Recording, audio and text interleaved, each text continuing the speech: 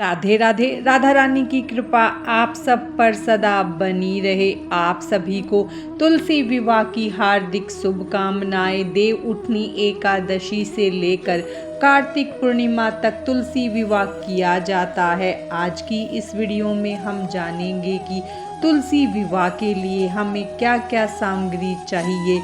चाहे आप तुलसी जी का विवाह पंडित जी को बुलवा कर करवाएं या आप स्वयं तुलसी जी का विवाह संपन्न कराएं, आपको इतनी सामग्री की तो आवश्यकता होगी ही। तो चलिए हम वीडियो शुरू करते हैं। तुलसी जी का विवाह करवाने के लिए हमें सबसे पहले एक तुलसी की आवश्यकता होगी। तो आपको बहुत ज़्यादा बड़ी या बहुत ज़्यादा छोटी तुलसी नहीं लेनी है।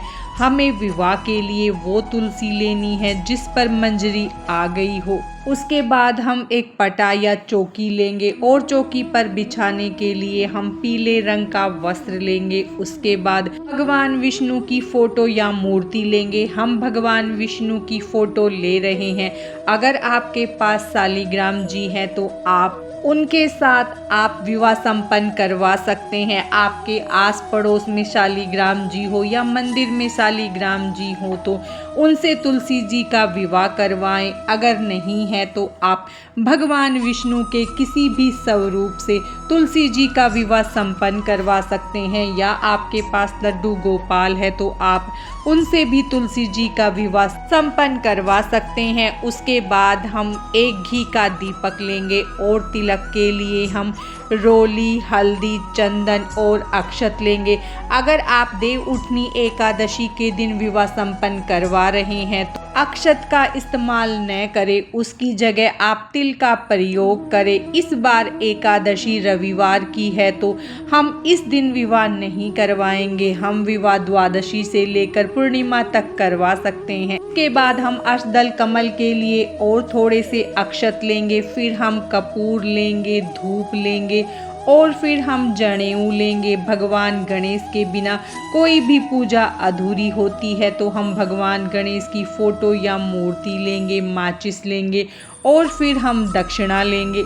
तुलसी जी के लिए हम चुनरी लेंगे और भगवान विष्णु के लिए हम पीले रंग का वस्त्र लेंगे। मिठाइयों का भोग भी लगाया जाता है तो हम भोग के लिए मिठाई लेंगे। आप घर पर बनी हुई मिठाई ले सकते हैं या बाजार से भी बनी हुई मिठाई ला सकते हैं। अब हम भोग के लिए ऋतु फल लें। आपके पास जो भी ऋतु फल हो या आपको जो भी ऋतु फल मिल जाए आप वो ले सकते हैं।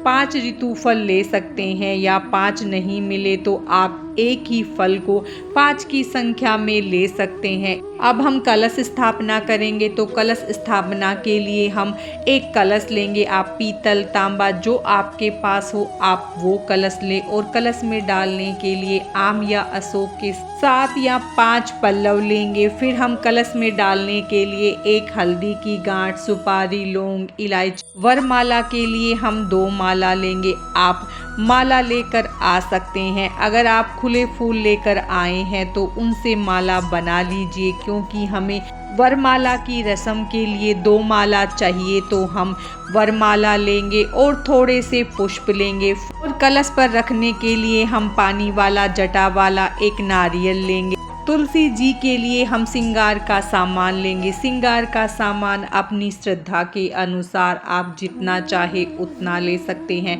मेहंदी की रस्म के लिए हम मेहंदी की कीप लेंगे और श्रृंगार के सामान में आप बिछिया जरूर रखें। चाहे आप बिछिया चांदी की ले या आप तांबे की बिछिया भी ले सकते हैं, लेकिन बिछिया आप जरूर से रखें। भगवान विष्णु और तुलसी जी के लिए हम कपड़े लेंगे। तो तुलसी जी के लिए हमने एक साड़ी और भगवान विष्णु के लिए पैंट शर्ट का एक जोड़ा लिया है और उस पर आप कुछ पैसे जरूर रखें।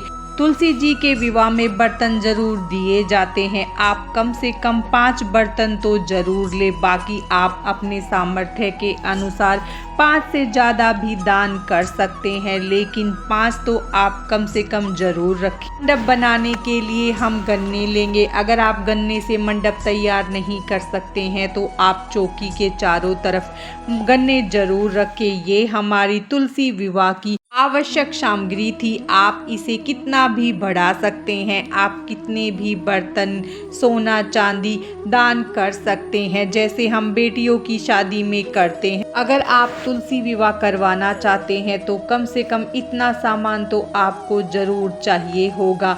ये वो ज़रूरी चीज़ें थी जो तुलसी विवाह के लिए आवश्यक है। तुलसी विवाह करवाना बहुत ही शुभकारी माना जाता है। देव उठनी एकादशी से लेकर कार्तिक पूर्णिमा तक आप कभी भी तुलसी विवाह करवा सकते हैं। ज़्यादातर लोग देव उठनी एकादशी के दिन तुलसी विवाह करवाते हैं। इस बार देव उठनी एकादशी 2 नवंबर दिन रविवार को है, तो आप तुलसी विवाह द्वादशी से लेकर पूर्णिमा तक कभी भी करवा सकते हैं। आज की इस वीडियो में बस इतना ही। राधे राधे।